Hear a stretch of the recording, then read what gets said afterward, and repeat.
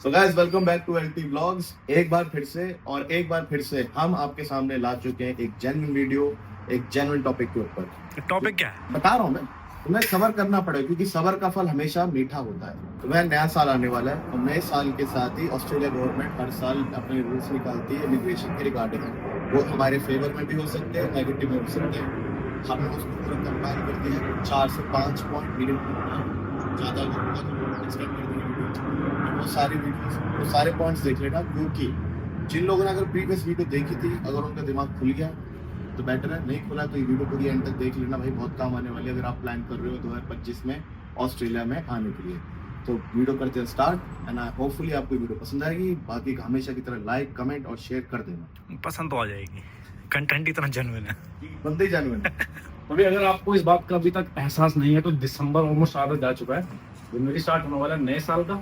अभी कुछ समय पहले की बात हमें लगा था जनवरी नया 24 का स्टार्ट हुआ, बट 24 का साल पूरा खत्म होने वाला है। क्या क्या देख लिया हमने इस साल में, ऊंचाइयों से लेकर एकदम ग्राउंड लेवल भी देख लिया हमने।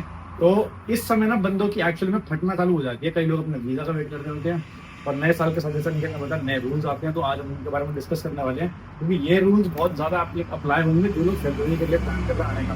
जनवरी में ज़्यादा लोग आते नहीं, बट फरवरी में मैक्सिमम यूनिवर्सिटीज का इंडेक्स होता है। तो this video is absolutely critical for you. कुछ चीज़ें जो माइग्रेशन में चेंजेस आए हैं वो ऑलरेडी एप्लीकेबल हो चुकी हैं और कुछ नए साल में लॉन्च होंगी। तो हम उसको कंपाइल करने वाले हैं कि 7-8 ऐसी चीज़ें जो आपकी जर्नी इफेक्ट करने वाली है। और अगर आपको इन डेप्थ एनालिसिस चाहिए तो हमने प्रीवियस वीडियो में काफ़ी अच्छी चीज़ें डिस्कस की थी, आप उनको जाकर वो देख सकते हो। बट क्या चालू करते हैं इस वीडियो को। तो भाई जो पहला चेंज आने वाला है वो है वीजा प्रोसेसिंग टाइम को रिड्यूस करने वाले हैं। तो जितने भी लोगों ने नोटिस करा होगा, जो बंदे और वीडियोस भी देखते रहते हैं और जिनकी खुद की भी पर्सनल फाइल अटकी पड़ी है, उन्होंने एक चीज बेसिक नोटिस कर लिया कि पिछले 1 साल में वीजा प्रोसेस में लग रहा बहुत टाइम, चाहे वो स्टूडेंट वीजा हो, वर्क वीजा हो, स्पाउस वीजा हो, कोई भी वीजा उठा लो भाई, बंदे इतने दोनों के ज्यादा वेटिंग में पड़े हुए, ना तो उनका पॉजिटिव रिस्पॉन्स आ रहा है ना नेगेटिव रिस्पॉन्स आ रहा है। वो उस लाइक बीच में अटके पड़े कि भाई या तो हाँ कर दो ना कर दो। तो उस चीज को टैकल करने के लिए ऑस्ट्रेलियन गवर्नमेंट ने सोचा है कि जो पेपर वर्क आपके पूरे प्रोसेस में यूज होता है वीजा के, उसको ये रिड्यूस करके डिजिटलाइज फॉर्म में डालना चाह रहे हैं। अभी तक ये चीज कंफर्म नहीं हुई है कि कौन कौन से डॉक्यूमेंट ये डिजिटलाइज करने वाले हैं, बट इनका लॉन्ग टर्म प्रोसीजर यही है कि पेपर वर्क को रिड्यूस करके डिजिटलाइज फॉर्म में करा जाए।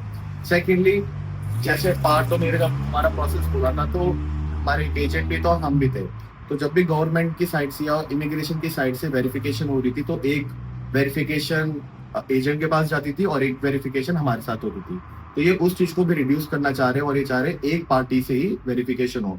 तो आपके पास अगले साल से ये ऑप्शन हो सकता है कि आप अपने एजेंट को प्री ऑथराइज उनको अप्रूवल दे दो कि आपके बेसिस पे वो सारी की सारी डॉक्यूमेंट की वेरिफिकेशन हो। इससे क्या होगा कि टाइम बचेगा, एक ही बंदा आपकी सारी डॉक्यूमेंट की वेरिफिकेशन करेगा, तो आपको जो वीजा प्रोसेस में टाइम और कम लगेगा। सो होपफुली अगले साल तक जब ये चीजें इम्प्लीमेंट होती है तो जो वीजा प्रोसेस में टाइम लग रहा है वो कम हो और बंदों की वीजा या तो आने लग जाए या फिर तुरंत मना होने लग जाए, जो भी केस है। तो भाई ये सब परेशानियां तो हम आपको बता रहे हैं, और न्यू लॉज के साथ साथ भाई जो सबसे बड़ी प्रॉब्लम स्टूडेंट्स की होती है वो होता है भाई घर ढूंढना या फिर स्टूडेंट अकोमोडेशन ढूंढना। एंड ये प्रॉब्लम ऑस्ट्रेलिया में स्पेसिफिकली 1-1.5 साल से चल रही है कि नए स्टूडेंट्स को घर नहीं मिल रहा, ट्रस्टेबल सोर्स नहीं मिल रहा, स्टूडेंट अकोमोडेशन नहीं मिल रही। तो भाई अगर आपने अभी तक एम्बर स्टूडेंट के बारे में नहीं सुना है तो आज सुन लो, and make sure you check out the link in the description to check their website. उसके थ्रू अपनी बुकिंग कर सकते हो हैसल फ्री एक्सपीरियंस के साथ। तो एम्बर स्टूडेंट के बेनिफिट क्या है भाई? पहली बात तो इनका 250+ ग्लोबल सिटीज में प्रेजेंस है, including Australia, including all major cities in Australia. 24/7 assistance मिलती है, 100% वेरीफाइड प्रॉपर्टीज होती हैं, ताकि आपके पास कोई डाउट ना रहे कि यार ये प्रॉपर्टी जो मैं ले रहा हूँ is it actually worth it और नॉट।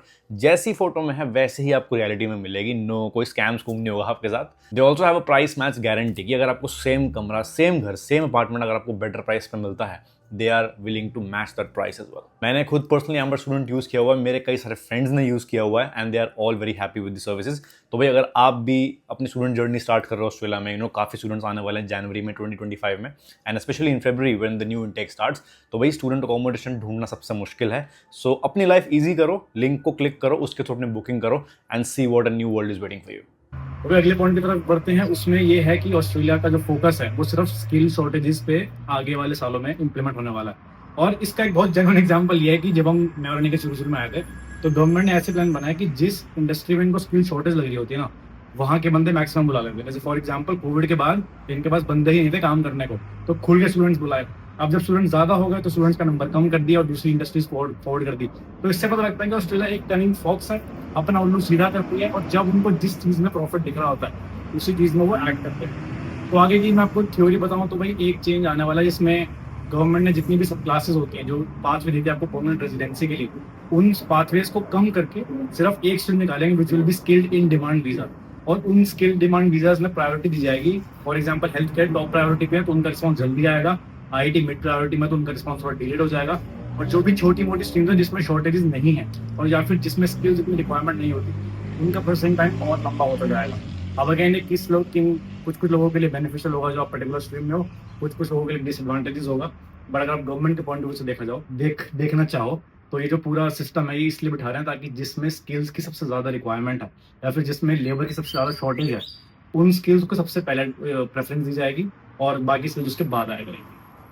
तो मैं जो नेक्स्ट चेंज आने वाला है वो है फंड्स के ऊपर ये और स्ट्रिक्टनेस बढ़ाने वाले एज यूजुअल। जो हमेशा ऐसा लग रहा है कि हर 2-3 साल के अंदर इनको कीड़ा हो जाता है कि आप फंड्स और दिखाओ, या तो ये उसको देख के लेके चलते हैं या फिर ये देख के चलते हैं भाई इन्फ्लेशन बढ़ रही है। तो जहां अभी 4 साल पहले $40,000 मांग रहे थे आपका फॉर एग्जांपल बैंक बैलेंस, अभी वो उसी की जगह पे 50-60 पे जा सकता है आराम से। फंड रिस्ट्रिक्शन का मतलब ये नहीं कि सिर्फ आपके बैंक बैलेंस पे होगा कि भाई मेरे को इतना बैंक बैलेंस शो करना है, आपका ओवरऑल हर चीज में भला ही है फंड्स के हिसाब से। आप बंदे फीस देख लो, जब पार्थ में आए थे हमारी मास्टर्स की कोर्स की फीस थी $60,000 फॉर 2 ईयर्स। अभी वही सेम कोर्स के अगर मैं देखूँ तो वो 72 to 75,000 जा चुकी है।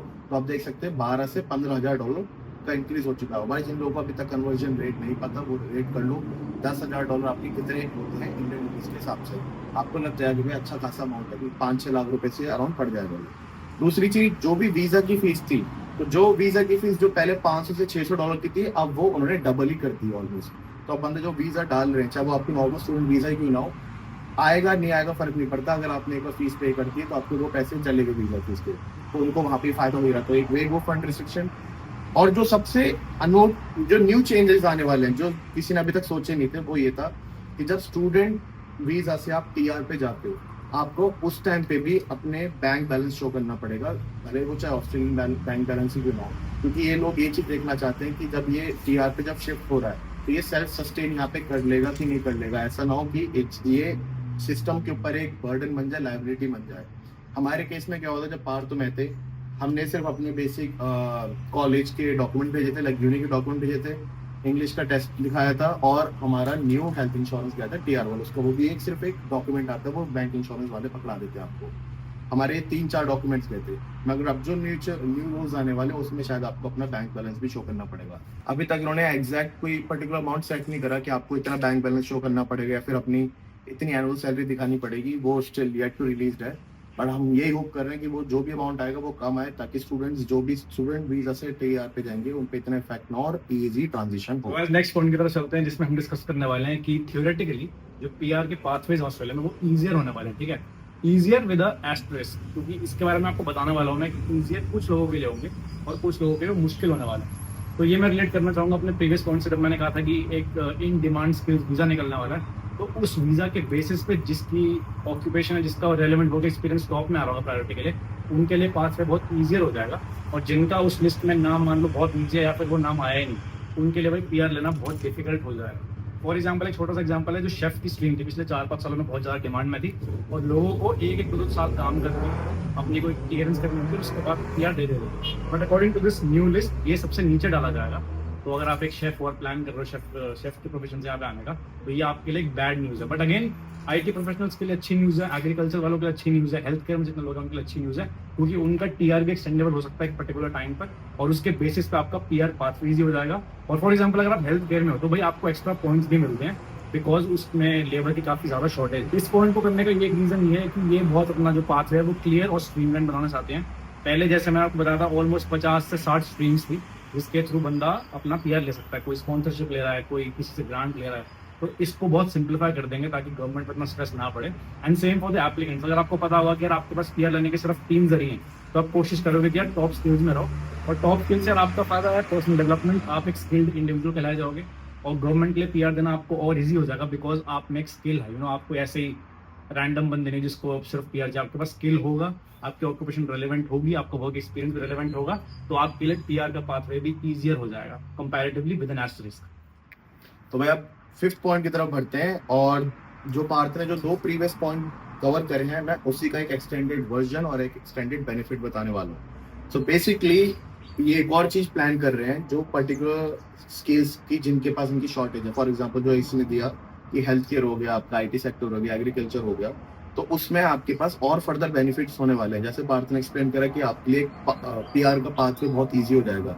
उसके अलावा भी ये TR में भी बेनिफिट्स डालने की सोच रहे हैं, क्योंकि जो बंदे को 3 साल का नॉर्मल किसी उस पे TR मिल रहा है नॉर्मल स्ट्रीम पे, इनके पास ऑप्शन होगा कि शायद उस TR को 3 साल की जगह पे 4 साल या 5 साल का एक्सटेंड कर पाए। उसकी भी वो कुछ क्राइटेरिया होंगे जो भी उन्होंने अभी तक मेंशन नहीं करे हैं या फिर अभी पब्लिश नहीं करे, बट जिस हिसाब से हिंट्स आई है उसके अकॉर्डिंग 3 साल का TR अपना 4 या 5 साल को भी कर सकते हैं। तो इस पूरी ओवरऑल वीडियो से जो बंदे ने अभी तक टिल डेट अभी यहाँ तक देख लिया, उनको इस चीज से तो भाई ये समझ आ गया होगा कि नेक्स्ट ईयर अगर आप प्लान आउट कर रहे हो ऑस्ट्रेलिया आने के लिए, तो भाई आप तुम्हारा प्रोफेशन किस पर्टिकुलर फील्ड में जा रहे हो वो बहुत मैटर करने वाला है। क्योंकि अगर आप सही स्किल और सही प्रोफेशन चुन के आते हैं यहाँ पे, तो आपको ना सिर्फ आपको PR में बेनिफिट मिलने वाले हैं, आपको TR तक में बेनिफिट मिल रहे हैं। तो भाई नेक्स्ट ईयर जो भी बंदे आ रहे हैं सोच समझ के आओ, वगैरह कोर्स मत चुन के आओ। अपना कोर्स सही चुनोगे, आपको ओवरऑल बहुत फायदा मिलने वाला है आपकी ऑस्ट्रेलियन जर्नी में।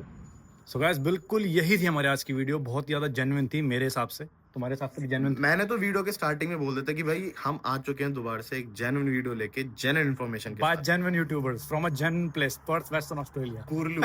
तो मिलते हैं नेक्स्ट वीडियो में। अगर आपको इससे रिलेटेड कोई भी क्वेश्चन हो, खासकर भाई माइग्रेशन के रिगार्डिंग, क्योंकि माइग्रेशन का ही टारगेट होता है आई थिंक ज्यादातर लोगों, और काफी जो चेंजेस आने वाले हैं विद एस्टेरिस्क, कुछ फेवर में होंगे कुछ फेवर में नहीं होंगे, तो भाई देख के आना, सोच समझ के आना, कोर्स ढंग से चूज करके आना। And see you in the next one.